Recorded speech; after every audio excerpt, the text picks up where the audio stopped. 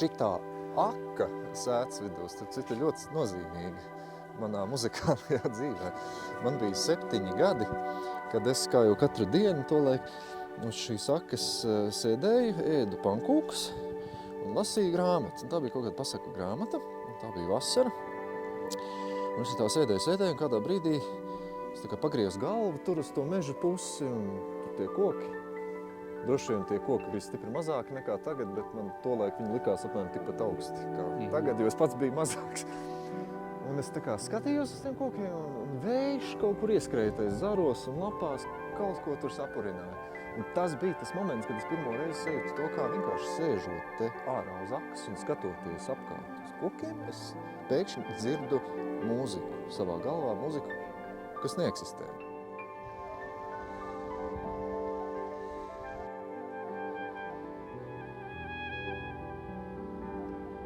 Sveiki, Vester! Sveiki! Paldies par viesmīlību. Tu ielaidi mūs savā mājā, jo māja vienmēr ir tāda būtiska vieta katram cilvēkam, un cik es saprotu arī tev. Un tādēļ mēs to ļoti novērtējam. Laipni lūdzu. Un droši vien uzdrošināšanās, kādēļ mēs atbraucām ciemos un arī parunāt ir, var apsveikt ar ierakstu.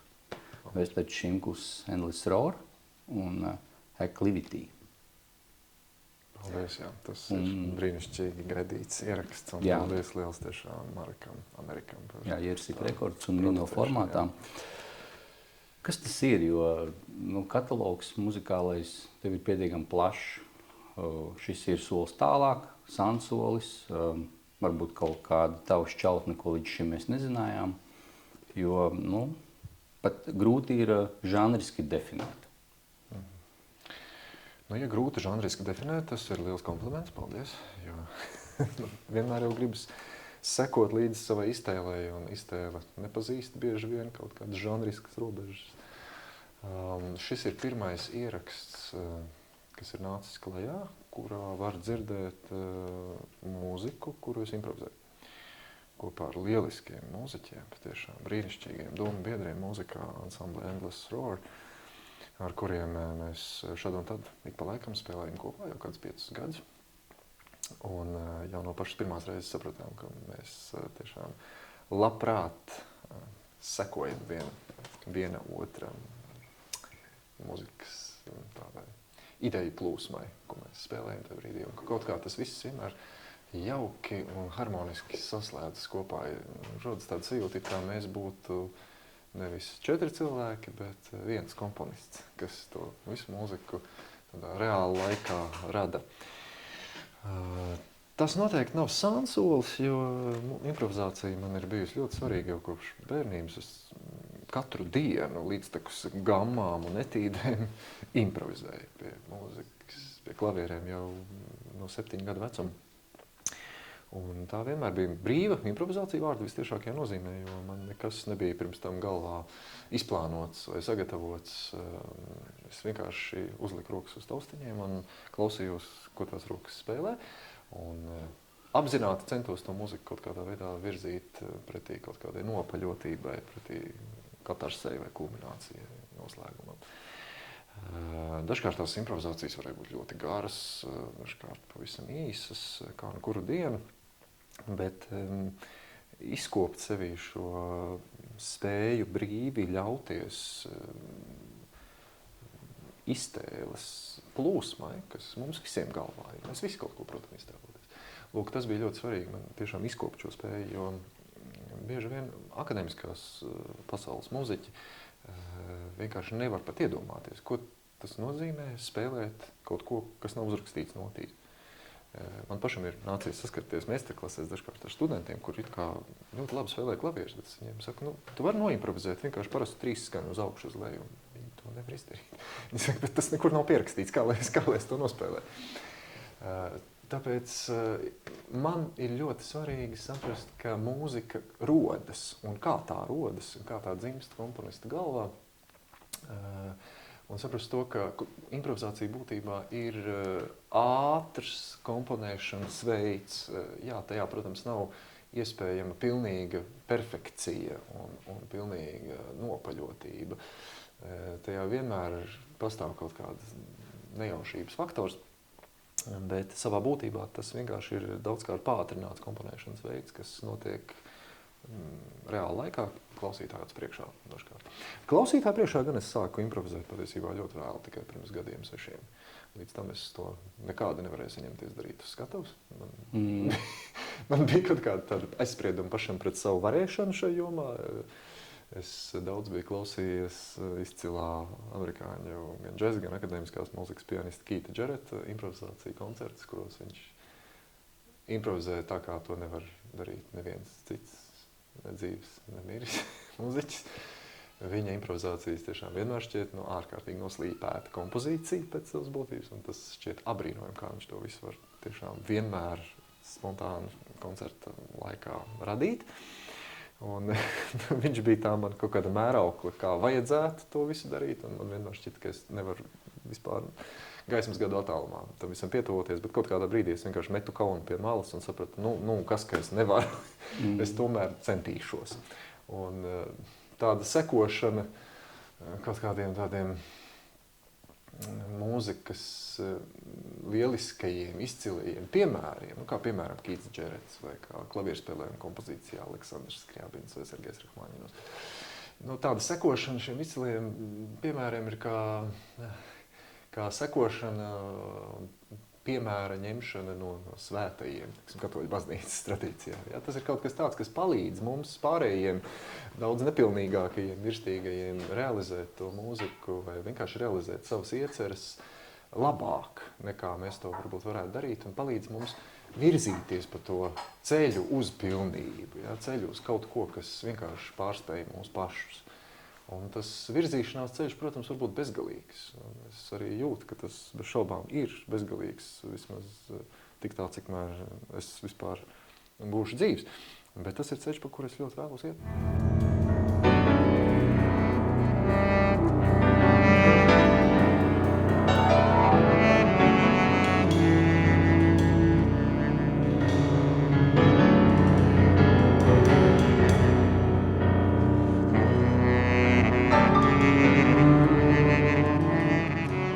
Šis ir tāds mirkļa tvēriens, jo cik daudz ir sagatavota mūzika šeit, jo cik es saprotu arī, tu teici, ka šī programma viņi nevar vairāk atkārtot. Ja? Šis ir notverts mirklis, un cik daudz ir šeit sagatavi un cik daudz ir improvizācija? Vienmēr spēlējot kopā ar Endless Roar ansambli, tā ir tāda liela bauda atļauties neko negatavot. Jo tiešām šie ir tik iedvesmojoši un lieliski mūziķi, ka kopā mums visiem sanākot kopā, tiešām mūzika vienkārši rodas pati no sevis. Un mēs necenšamies neko iepriekš sarunāt. Gatavojoties šī albuma ierakstam, mēs vienu reizi pirms šī ieraksta gan satikāmies, kaut ko brīvi improvizējām, un šo improvizāciju gaitā tomēr nolēmām nedaudz parunāt, ko mēs parasti nedarām, jo mēs ļoti maz runājam savā starpā. Pārrunāt to, kāda veida mūziku mēs vēlamies vispār tur ieskaņot. Līdz ar to mēs nospriedām, ka tās būs metrāžas ziņā salīdzinoši īsas improvizācijas, nevis varbūt brīvajai improvizācijai raksturīgākie lielie garumi. Tāpat arī mēs ar dažiem atsevišķiem šiem tā saucamajiem skaņdarbiem izspriedām to stilistisko vai faktūrisko skanējumu kā tādu, bet neko konkrētāku, nekādas konkrētas notis vai konkrētas kvadrātas vai kaut kāda konkrēta struktūra. Vairāk tīri konceptuāli runājām par to, kā tā mūzika vispār varētu skanēt. Un tas bija tas, ko mēs paturējām prātā, dodoties uz ierakstu studiju. Protams, visas notis, ko mēs tur spēlējām, ir nospēlēts tikai vienu reizi, un neko no tā mēs nevaram atkārtot, jo es pats neatceros neko no šīm notīm. Jā, tad Staņislavs arī teica, Staņislavs Judins, kontrabasists, viņš teica, tā ir brīvā improvizācija, mēs ar viņu runājam, kas tas ir, viņš arī to žanrisko piederību. Bet klausoties arī šo ierakstu, es domāju, kas varētu būt arī klausītājs plašākā, un ko šī mūzika stāsta. Tas būtu arī interesanti dzirdēt vēl kādus, jo tiešām šis ieraksts ir arī šobrīd ielikts, viņš ir tīklā, viņi var arī noklausīties. Bet te ir tāds stāsts no sarežģītības uz tādu vienkāršību brīžiem, un tas arī ir 20. gadsimta mūzikas stāsts. Ja mēs ņemam to lielo lūzumu punktu, kas notika pēc Pirmā pasaules kara, akadēmiskajā mūzikā Vīnes atonālā skola, un tad mēs ņemam to otru pusi 20. gadsimta beigas, Arvo Pērts, Silvestrovs un arī mūsu Georg Pelēcis, Pēters Vasks, melodiska, klusa mūzika.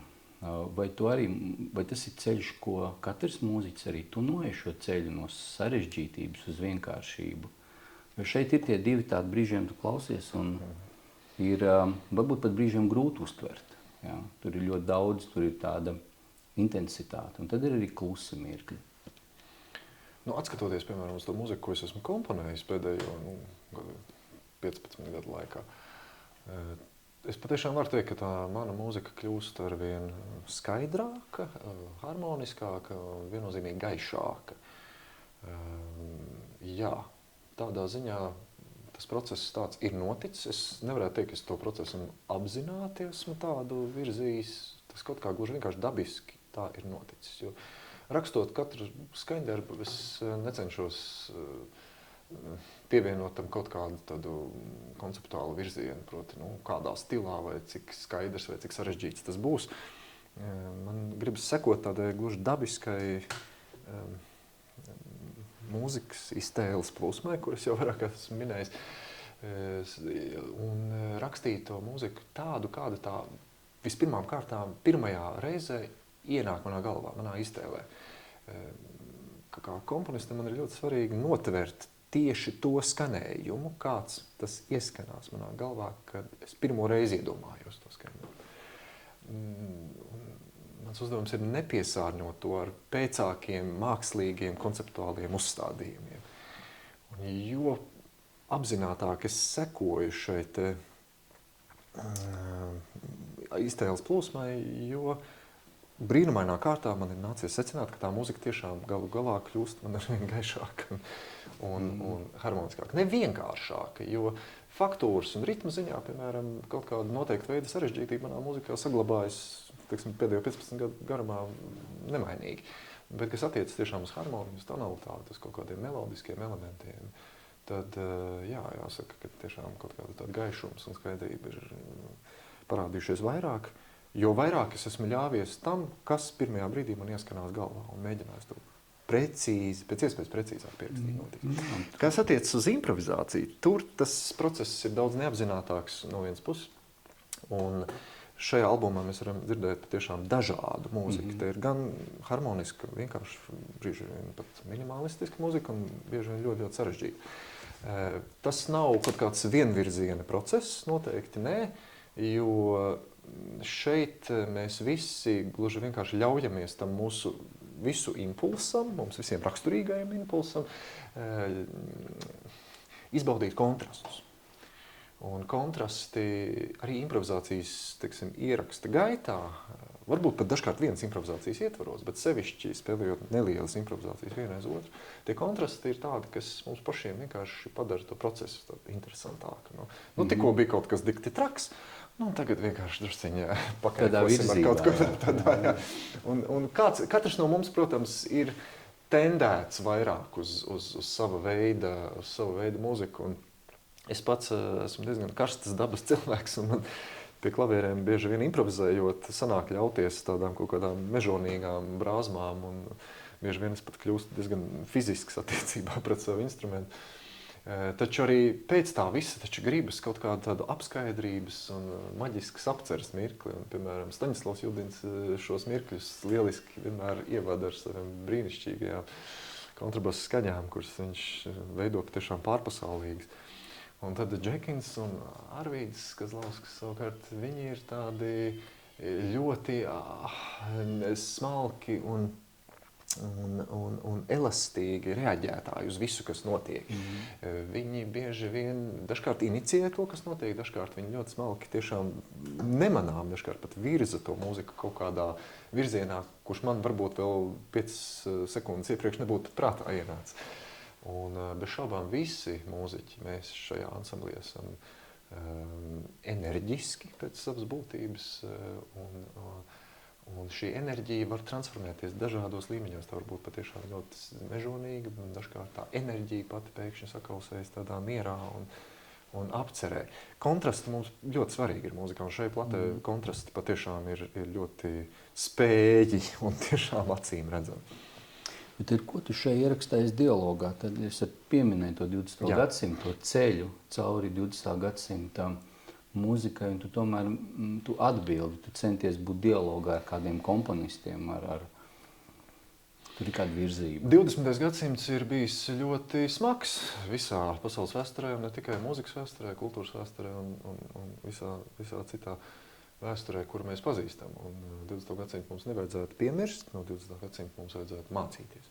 20. gadsimts ir ļoti pretrunīgs, tas ietver gan tradīcijas, kaut kādas tādas pēdējos lielos uzplaiksnījumus, gan pilnīgas tradīcijas pārāvumus. Tas ietver sevī kaut kādas brieži vien tiešām tādā reakcionārisma veidā attīstītas kultūras procesas un dažkārt pilnīgas revolūcijas. Tas viss ir ļoti bagātīgs mantojums, kuru ir vērts klausīties un analizēt un par kuru ir vērts domāt. Es, protams, esmu centies iepazīt 20. gadsimta mūziku, cik vien iespējams. Esmu daudz centies par to lasīt un daudz to esmu klausījies. Un man pašam, kā pianistam, kā atskaņotājam māksliniekam, piemēram, īpaši tūs ir tieši 20. gadsimta pirmās puses mantojums un varbūt 19. gadsimta un 20. gadsimta mijas laiks, kad sastopas, kad tiešām kaut kādā brīdī saslēdzas daudz kas kopā, gan impresionisms, gan vēlīnais romantisms, gan modernisms, gan džeza kaut kādas nokrāsas, piemēram, George Gershwina mūzikā.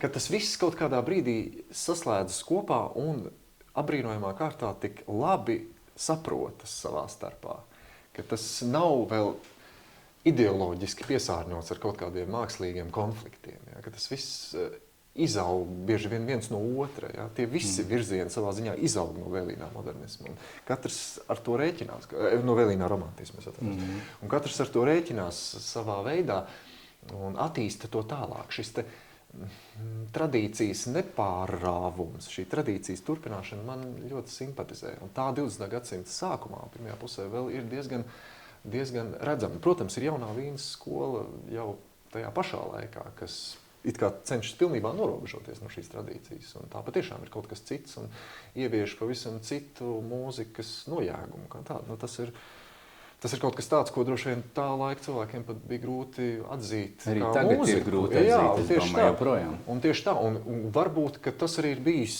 tā laika šo te komponistu, kā Šenbergs, Bergs un Vēberns, viņu mērķis. Ja, viņu mērķis bija patiešām norobežoties no tās izpratnes, kas vispār ir mūzika, kāda līdz tam tā ir bijusi, un radīt kaut ko pilnīgi jaunu, vadoties no kaut kādām savām subjektīvām refleksijām par tā laika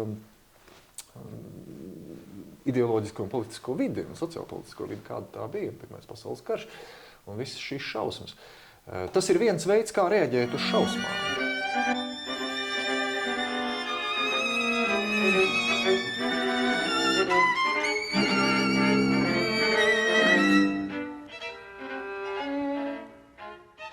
Man pašam personīgi, piemēram, šajos laikos arī ir sajūta, ka pasaulē ap mani kļūst arvien tumšāk.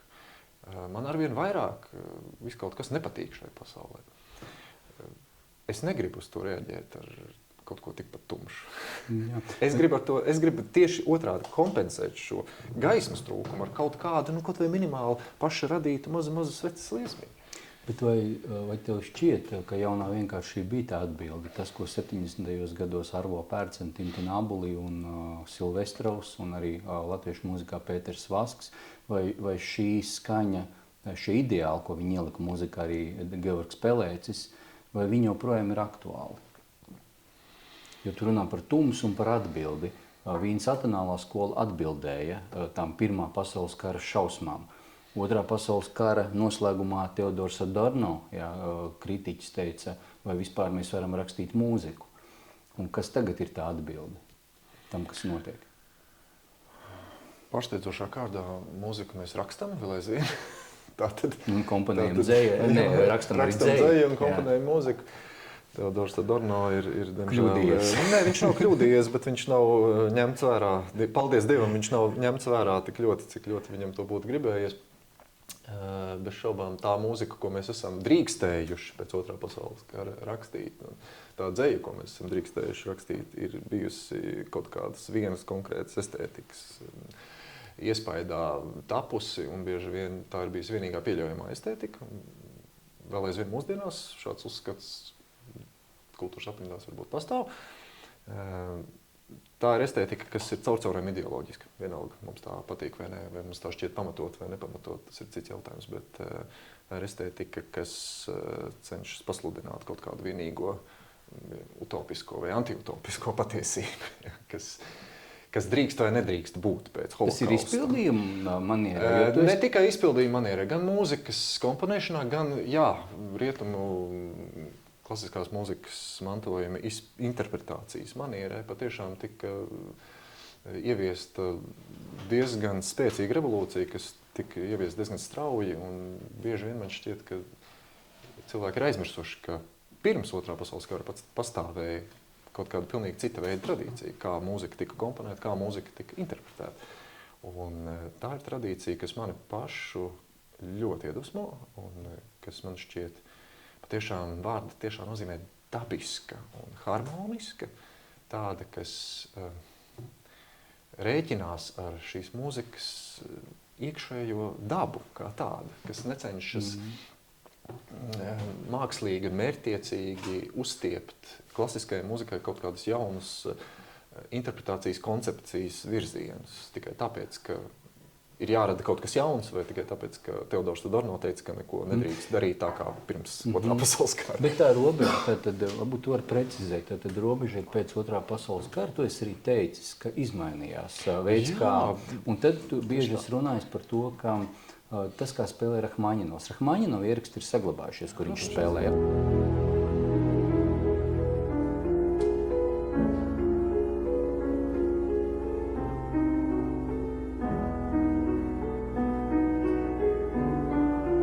Ļoti iespējams, ka manas simpātijas pret šo 20. gadsimta pirmās puses ierakstu estētiku ir sakņojis tajā, ka man vienmēr ir bijis grūti izpildot cita autora mūziku, kaut ko darīt apzināti ar savas individuālās gribas palīdzību, proti vadoties pēc savas individuālās gribas.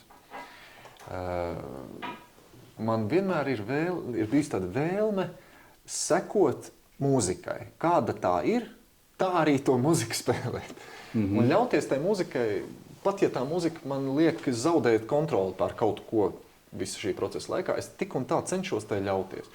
Lai šīs kontrolas zuduma rezultātā man nesāktos kaut kādas tehniskas problēmas, es pirms tam ļoti rūpīgi atstrādāju visas grūtības mājās. Lai uz skatuves spēlējot mūziku klausītāju priekšā, man nevajadzētu domāt par tehniskām problēmām. Un līdz spēlēs vispār ar savu gribu apzināti mūzikas vadīšanā nepiedalītos, bet gan sekotu tai mūzikai, kas jau ir uzrakstīta. Klausītos, ko tā mūzika stāsta. Es koncertos esmu šīs mūzikas klausītājs, varētu teikt. Tad tu izpildot arī klausies komponistas stāstā. Un ļaujos tīri emocionāli ar visu savu ķermeni un ar visām savām emocijām vienkārši ļaujos tai mūzikai, kur man šī mūzika ved, un to es arī daru. Un tas ir kaut kas tāds, ko es principiāli sadzirdu šajā tradīcijā, kas eksistēja atskaņotāju mākslā līdz otrajam pasaules karam. Es dzirdu, ka šie pianisti vai orķestri un diriģenti, viņi ļaujas, bieži vien kā šķietam spontāni, bet vienkārši ļaujas šīs mūzikas plūdumam. Un tas viss skan dabiski. Tas vienkārši skan dabiski. Es to nevaru nekā citādi noraksturot. Un tas ir tas, kas mani apbur, ka tajā nav nekāda tāda mākslīga, apzināta piesitiena.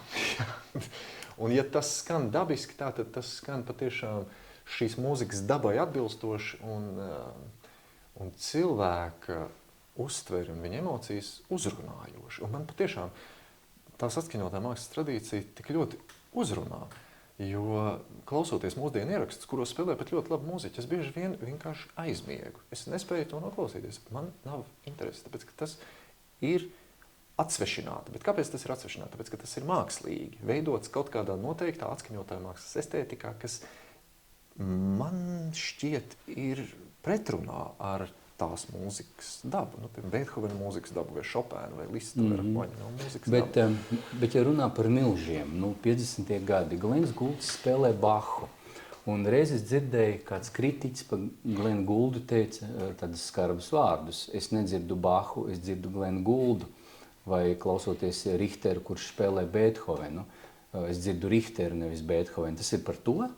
Es domāju, ka tas nav par to. Nē, es klausoties Glenu Guldu vai Richteru nedzirdu ne Glenu Guldu, ne Richteru. Es dzirdu kaut kādu apzinātu rīcību ar šo mūziku. Ja? Un šīs rīcības motīvi bieži vien varbūt pat visnotaļ destruktīvi attiecībā uz rietumu kultūras tradīciju, attiecībā uz klasiskās mūzikas tradīciju. Bieži vien tie var arī nebūt destruktīvi, tie varbūt neitrāli. Bet pat ja tie ir neitrāli, tie ir apzināti neitrāli. Un tā jau ir kaut kāda maska, ko mēs šai mūzikai uzliekam, kas var šķist interesanti, kas var šķist konceptuāli pamatota, bet kas man personīgi nav nekad šķitusi īsteni dabiska un mani uzrunājoša, bet tās ir manas subjektīvās domas. Un šie, protams, ir izcili atskaņotāji mākslinieki, par kuriem kaut ko sliktu teikt būtu glupi. Bet es viņus pieminēju kā tādas milžas, bet katrs pianists ir kādā tradīcijā. Tu esi minējis Krievu izpildītāju tradīciju. Vai tu vari arī precizēt? Es, protams, esmu Krievu pianismu skolas pārstāvis. Kā atskaņotāju mākslinieks es esmu skolojies pie profesoriem, pie pasniedzējiem, kas visi ir bijuši Krievu pianismu skolas pārstāvi, pat ja viņi paši nav bijuši Krievi.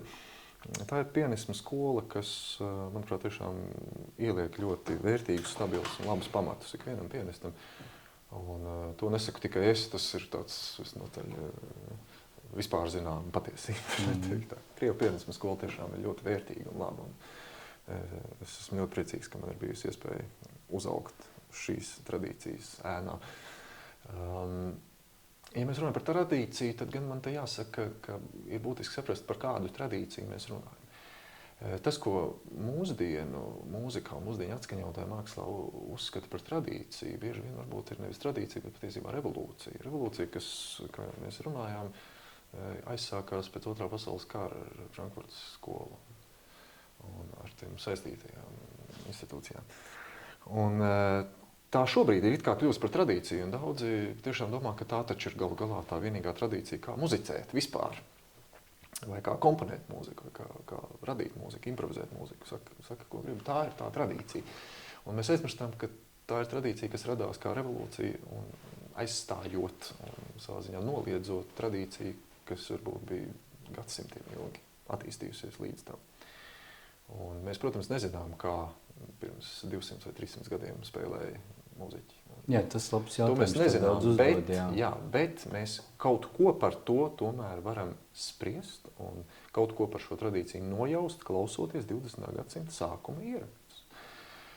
Līdz 20. gadsimta sākumam tomēr šie satricinājumi, tādi kulturoloģiskie satricinājumi visā pasaulē, kas attiektos uz kaut kādu pilnīgu mākslas un mūzikas un kultūras vispār pārinterpretēšanu, nebija notikuši tādā mērā. Jā, protams, bija klasicisms, romantisms, baroka laikmeti, tie laikmeti bija, bet paši muziķi tajos laikmetos nezināja, ka viņi dzīvo klasicisma laikmetā vai romantisma laikmetā, jā, tas romantiķi sevi tiešām identificē kā romantiķi, bet pirms tam līdz romantismam patiesībā muziķi sevi jau neapjauta kā konkrēta laikmeta pārstāvis.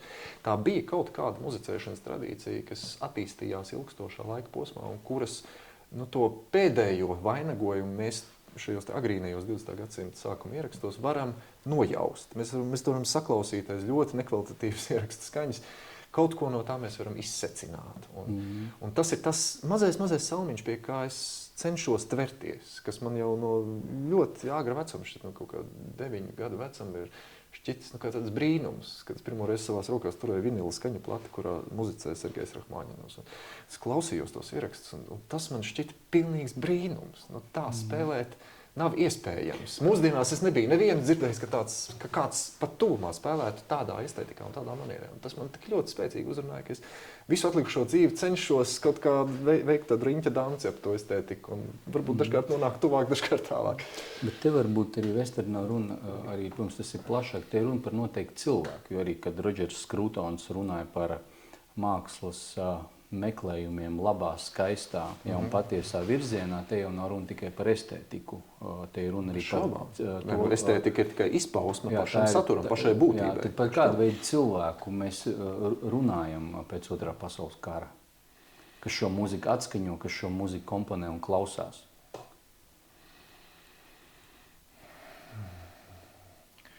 Es domāju, ka tas ir cilvēks, kurš vai nu apzināti vai neapzināti cenšas atsvešināties no kādas konkrētas tradīcijas, no kaut kādas skaistuma izpratnes, kā tāda absolūtas un ārpus cilvēka subjektivitātes esošas skaistuma izpratnes, uzstājot, ka skaistums ir subjektīvs.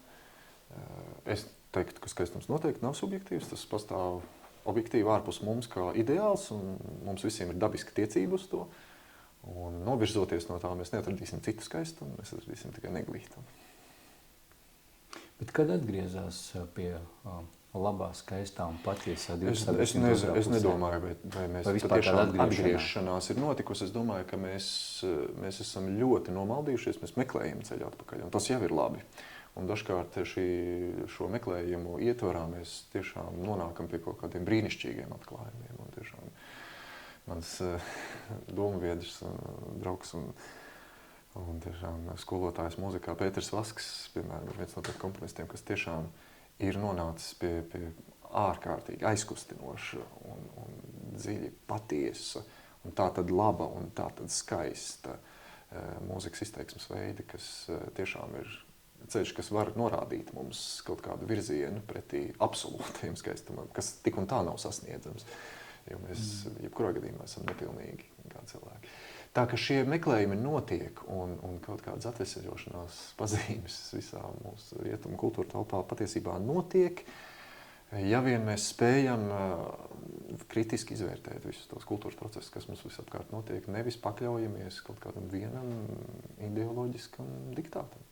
Jā, Pētera Vaska gada laika ir tiešām viens no tiem ierakstiem, ko es labprātāk klausos tieši tavā interpretācijā. Jā, gan Balta ainava, jā, šis te gada laika cikls.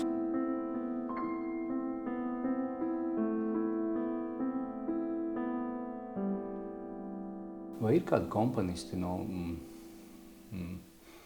kurus tu centies atslēgt un nevari? Kur tu jūti, izpildi šo mūziku un neslēdzās vaļā. Tu gribētu, bet nē, tu viņu nedzirdi šo mūziku. Es kā atskaņotāja mākslinieks vienmēr izjūtu sevī to trūkumu pēdiņās, ka man pašam negribas sevi ielikt nevienā konkrētā rāmītī. Manā diskogrāfijā, piemēram, var atrast spāņu baroku mūziku un šo te brīvās improvizācijas albumu. Un tad vēl ir Pēters Vasks, un tad ir Rahmaņinova un Skriabina albumu. Kas tik tur nav? Glens Goulds arī. Glens Goulds, pat viņa paša mūzika tur ir, un amerikāņu 20. gadsimta mūzikas albums nesen arī nāca klajā. Arvāt sakot, ļoti plašs tas spektrs ir, un nesanāk sevi nekādīgi ielikt kaut kādā vienā rāmītī, kur būtu vieglāk notirgot kādam iesmērēt. Un līdz ar to es esmu sapratis, ka man patīk it kā identificēties ar katru jaunu laikmetu komponistu, ko es spēlēju, un mēģināt maksimāli pietuvoties tam šī komponistu domgājienam un visai tai laikmetu estētikai, mēģināt to kaut kā iztulkot, tā kā es to saprotu. Es zinu, ka es to nekad nevarēšu objektīvi iztulkot vai kaut kā tā iztulkot, lai tajā nebūtu dzirdams nekas no manis. Pasarg Dievs, dators var nospēlēt mūsdienās ļoti kvalitatīvi visus klavierēm, un tur tiešām nebūs dzirdams nekas no paša datora personības, jo datoram no personības. Cilvēkam personība ir, es ceru, vēl aizvien mums katram tāda personība ir, un tai personībai ir jābūt dzirdamai mūzikā kā tam tālskatim, caur kuru mēs skatāmies uz to konkrēto laikmetu un komponistu. Tas tālskats vienmēr ir tas mūsu pašu tālskats. Lūk, ir viens komponists, kuru varbūt es līdz šim tā neesmu atslēdzis īsti un man nekādu neslēdz vaļā. Tas ir vācu romantiķis Roberts Šumans, kas vienkārši nav atradis vietu manā repertuārā īpaši daudz. Es pat nevaru paskaidrot, kāpēc. Tas ir vienīgais komponists, ar kuru mūziku es nespēju tiešām saslēgties. Pilnīgi nav izdevies. Es ļoti ceru, ka kādreiz tas notiks, bet pagaidām tas aizvien nav noticis. Bet, kad runā par 20. gadsimtu, ja mēs plašāk. Nav tikai, protams, akadēmiskā mūzika, jo bieži vien arī akadēmiskās mūzikas izpildītājiem pārmet, tā ir tikai viņa lauciņš, bet tomēr ir tādi divi lieli fenomeni, kā džeza mūzika un arī roka mūzika. Un tavs tēvs, jā, tomēr Latvijas roka mūzikas vēsturē ir zināms, jā, ar grupu Katedrāli, Gunārs Šimkus, un ir grupa tiešām, kura ir ļoti nozīmīga Latvijas roka mūzikā, kā pirmā oriģinālās mūzikas, roka mūzikas izpildītāja, gan nav saglabājušies ieraksti. Kad tu satikies ar šo stāstu un kā tas rezonē tevī? Tēvs nemīlēja daudz stāstīt par to, ko viņš bija darījis pirms es piedzimu un kādu mūziku viņš bija rakstījis. Kaut ko aplinkus es nojautu par to visu bērnībā, jau pieredzēdams to, kā tēvs ģitāru sēž krēslā un kaut ko ļoti, ļoti klusām stringšķina un dungo. Un tās nebija kaut kādas nejaušas skaņas, tās vienmēr bija kaut kādas konkrētas skaņas, kas man patiesībā iedēstījās ļoti, ļoti dziļi manā būtībā un mūzikas uztverē, vēl pirms es vispār biju sācis savas gaitas mūzikā. Un pagāja daudz gadi, līdz beidzot studijā tika no jauna ieskaņots pāris viņam tolaik 60. gadu beigās rakstītās dziesmas no grupas Katedrāli repertuāru. Un beidzot klausoties to ierakstu, es dzirdu, ka tās taču ir tās skaņas, jā, tās pašas skaņas, skanīgāk, bet tās pašas skaņas, kuras es biju dzirdējis mazs būdams, klausoties kā tētis ģitāru stringšķina krēslā. Bet tas arī veidoja tavu skaņu celiņu arī bērnības roka mūzikas ieraksts. Kas tie ir? Kas nāk tev prātā? Ieraksti patiesībā bija maz, jo atskaņošanas iespējas jau bija ļoti maz. Es zinu, ka mums tēta Žigulītī bija kasešu atskaņotājs kaut kāds, un mums bija tā viena kasete, kur bija Beatles dziesmas, un tās Beatles dziesmas es jau 3 un 4 gadu vecumā dungoju angļu valodā, nezinādams neko, ko tās nozīmē. Tas noteikti bija kaut kas tāds, kas sastādīja lielu daļu no manas bērnības. Bet patiesībā ierakstu bija maz. Bet tad arī džeza mantojums, Keiths Jarretts. Keiths Jarretts ir ļoti dažāds, tātad viņam ir dažādi sastāvi. Tas ir tiešām, un kas no Keiths Jarretta, kuri periodi? Jā, džeza mīļotais es arī jau no bērnības ar Keithu Jarrettu jau bērnībā iepazinos ar viņa ierakstiem, pateicoties arī tēta ierosinājumu, kurš ļoti labi zināja, kas ir Keiths Jarretts 70. gados bijis, un tā mēs pamazām par iekrātu naudiņu gāju uz mūzikas ierakstu veikaliem un pirku ik pa laikam kādu Keitha Jarretta albumu par ļoti dārgu naudu tiem laikiem. Bet tie man bija svētki katreiz, kad man nonāca rokās kāds no viņa improvizētajiem solo koncertiem. Tie bija lieli svētki, jo tur es pieredzēju tieši to spontānas un pilnīgi dabiskas mūzikas plūsmu, kas reizē tiek ārkārtīgi meistarīgi realizēta. Un tas bija tas, ko es biju iztēlojies kā ideālo vēlamo, jau krietni pirms es biju iepazinis vispār Keithu Jarrettu, un tur es to beidzot dzirdēju visā savā krāšņamā. Lūk, tas ir tas, kā es esmu vēlējies, lai improvizēta mūzika skanētu. Un bez šaubām nepārstāju to klausīties. Līdz šai baltai dienai man ir milzīga Keitha Jarretta ierakstu kolekcija. Tiešām pilnīgi visi viņa ieraksti.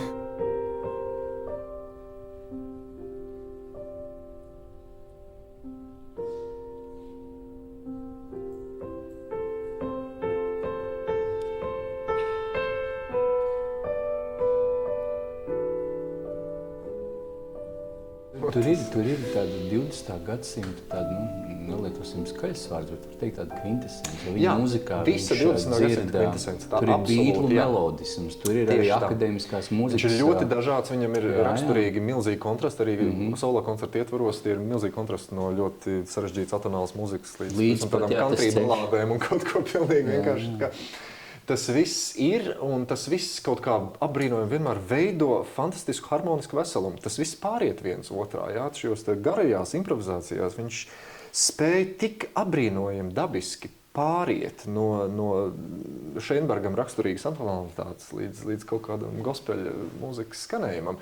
Un tu nesaproti, kā viņš to pārēju izveidoja, jo klausoties to visu, tā mūzika tevi pārņem savā varā tik ļoti, ka tu nespēji nokonstatēt to brīdi, kurā tā mūzika nomainās. Jā. Tas ir fenomenāli, un to var izdarīt tikai tāds izcils ģēnijs kā Keiths Jarretts. Vai viņam veselība, viņš, kā ir iznācis Siema, ir izdevusi viņam vienu no pēdējiem 16. gadu ierakstiem, koncertu fantastisks, bet šobrīd viņš ir, vajag viņa veselību novēlēt, viņš šķiet vairāk neizpilda, viņš nevar, un piedzīvojis 2 insultus. Jā.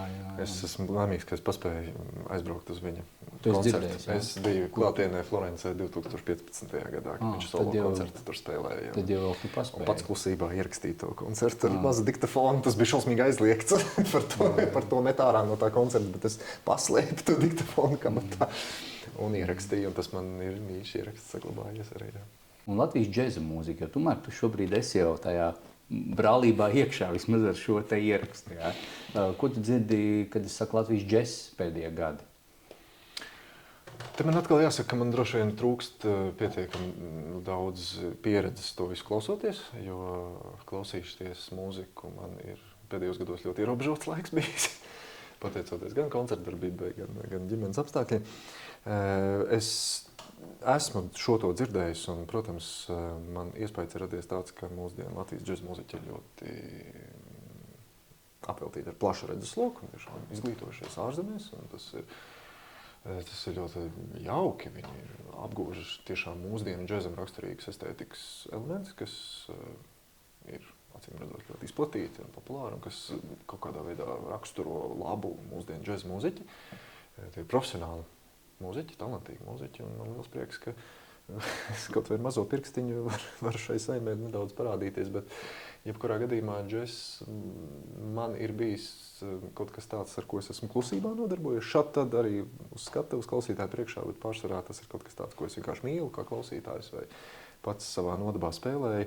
Un šeit, jā, šajā ierakstā, protams, te ir džeza elementi, bet te ir elementi faktiski no arī jebkā cita. Tas viss ir kaut kādā veidā sakausējies kopā.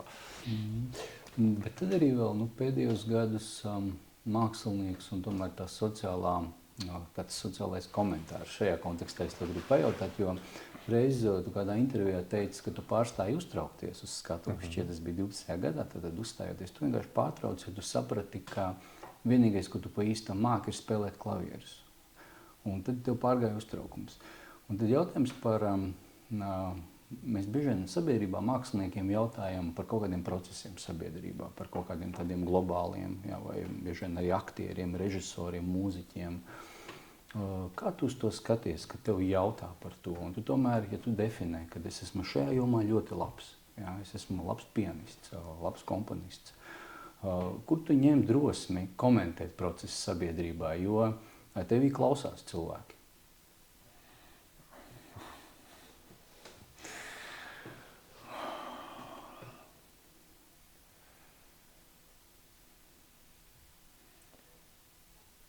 Es bez šaubām esmu mūziķis, taču pirms tā visa es tomēr esmu cilvēks.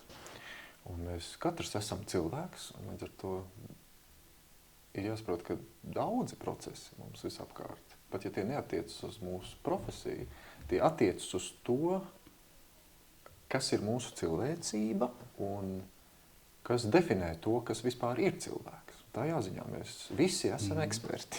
Jā, mēs visi esam cilvēki. Un ja kaut kas dienas kārtībā parādās tāds, kas vēlas mainīt cilvēka definīciju un to, kas ir pilnvērtīgs cilvēks, tad tas attiecas uz visiem mums, arī uz mani. Un par to var rasties viedoklis, un pat, manuprāt, ir tikai loģiski, ja viedoklis par to rodas. Šo viedokli paust skaļi nevajadzētu būt nekādai drosmei, un ja tā tiek uzskatīta par drosmi, tas ir signāls, ka mēs nedzīvojam labos laikos, un mēs nedzīvojam pietiekamā brīvībā, acīm redzot, un vārda brīvība netiek varbūt tik ļoti cienīta. Ja reiz ir nepieciešama drosme apliecināt kaut kādu ar cilvēku būtību saistītu patiesību. Tāpēc arī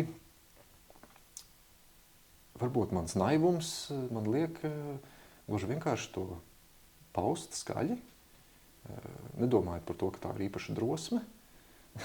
Galu galā es esmu arī pārliecināts par kaut kādu konkrētu cilvēku būtību, kā tādu, un tā būtība sakņojas, manā pārliecībā tā sakņojas Dievā. Es esmu ticīgs cilvēks, un baznīcas tradīcija māca mūs nebaidīties. Pat tad, ja varbūt mēs nedarām neko tādu, par ko vajadzētu baidīties. Es ļoti ceru, ka par sava viedokļa paušanu publiskajā telpā mums vēl ilgi nevajadzēs vaidīties. Jo tu pieminēji par cilvēku, kad 65. 66. gadā, dažus gadus pirms nāves Džonam Koltrēnam, džēza ģēnijam, viņam jautāja, kas ir viņa mērķis kā mūziķim. Un viņš atbildēja, es gribu kļūt par svēto. Un, tagad, protams, tas izklausās, mēs dzirdam to, ko mēs tur dzirdam, bet ja mēs paņemam nedaudz zemākos toņos to un cenšamies saprast, ko viņš gribēja pateikt. Un to arī jūt viņa mūzikā, ka viņš saprata, ka mūzika nav viss, ko viņš dzīvē grib izdarīt. Un to var arī dzirdēt viņa pēdējos ierakstos avangārdi, ka viņš kā tauriņš. Viņš riņķo tajā, viņš kaut ko grib pateikt ārpus un kaut ko pateikt vairāk. Un tas vēlme, kas tev ir, ka tu arī runā par mūziku? Nu, mūzika jau nav tas, ko tu dzīvē dari, tikai tas cilvēks. Kāds tu gribi būt cilvēks? Es domāju, ka es gribētu būt sekotājs. Jā, es gribu sekot tam, kas ir labais, patiesais un skaistais. Un tad šis pats sekošanas process arī veidot man kā cilvēku. Netik daudz sekot savām izjūtām, savām iegribām, savām emocijām. Nedz mūzikā, nedz ikdienas dzīvē. Sekot tam, kas ir daudz labāks par mani, un tam, kas līdz ar to ir ārpus manis, kā tāds paraugs. Un gribēt būt svētajiem, protams, ir ļoti cienījami patiesībā, ļoti cienījami vēlme tieši tā ziņā, ka mums jāsaprot, ka svētais nav nekāds, kā tā pasaka, nekas tāds, kas iedomājas sevi, esam labāku par citiem. Jā, tieši tā, un svētais ir tas, kurš seko kaut kam, kas ir labāks par mums visiem. Un šādā nozīmē es noteikti tam varu piekrist, ka... John Coltrane teiktiem. John Coltrane teiktiem es noteikti varu piekrist, ka ir vērts sekot tam, kas ir patiešām svēts un kas ir labs, patiesi un skaists, jo tas vienkārši dara mūs kaut par kripatu labāks. Nu, vismaz nepadara sliktāk. Tev dot iespēju ceļot laikā un telpā un uz brīdi dzirdēt kādu komponista mūziķi, viņš rada mūziku vai izpilda mūziku. Chronoloģija. Šausmas tas būtu. Kur tu izvēlēt? Tik daudz, ko gribētu. Es nezinu. Es pat nezinu, ko sākt. Bet tev viena. Nē, es, protams, gribētu pastāvēt kaut aiz sienas brīdī, kad Skriabiņš rakstīja savu 5. klavieru sonātu. Tur es gribētu kaut vai tikai kā spoks kaut kur plivināties apkārt. Jā. Tas būtu noteikti Skriabiņš. Aiz sienas. Jā, kaut vai aiz sienas, kaut kur aiz loga. Kaut kur mazliet, kaut vienu sekundi dzirdēt no tā visu, jā, tas būtu droši vien mirklis, ko es gribētu redzēt. Vesteri, paldies. Man maz dāvanīt, tev ir sveiciens no Igaunijas. Es te nesen biju Arvo Pērta centrā. Laulimā, kas ir Igaunijā, meža vidū. Un Arvo Pērts ir ieskaņojis Ukuaru valsts. Tas ir viņš pats šeit spēlē. Šis ir kompaktdisks, kur viņš spēlē. Un viņš viņu ir ierakstījis 2018. gada 4. septembrī. Un lai tev tāds mazs sveiciens no Arvo Pērta. Tik skaisti, paldies. Centra. Tiešām, paldies liels. Paldies par sarunu. Paldies. Lai arī mūzikai, arī labs ceļvējš. Paldies.